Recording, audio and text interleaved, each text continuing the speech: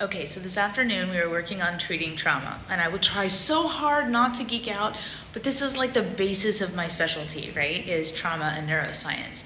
So we're talking a little bit today about the vagus nerve, not to be confused with polyvagal theory, because there's certain things about that we've actually disproved, even though we all thought that was going to be the end all be all. Rip, very sad. But the biggest thing we teach is the ventral vagal state, which is when you're calm, right? That's your parasympathetic nervous system.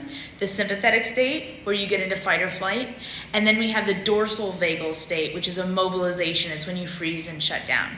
So we're talking a little bit today about what we need to do. So the biggest thing is when we talk about the vagus nerve, it runs from basically the roof of your mouth to the rectum. You ever heard somebody go, "Ooh, made me pucker my butthole" when they got scared? It's because you tense up when you're afraid. If you can remain in a state where you can relax your jaw and your pelvic floor, you don't trigger that response.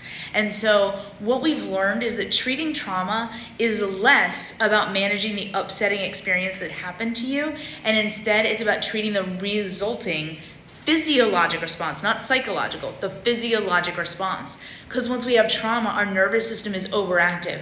We're more likely to tense up, create that state over something that could be negative, but it doesn't need to be traumatic. Not everything negative is traumatic.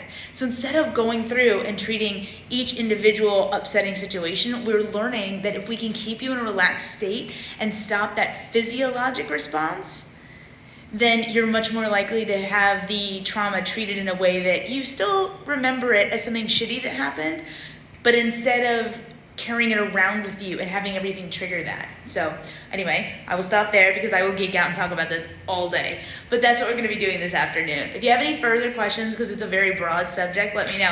Have a good one, guys. Bye.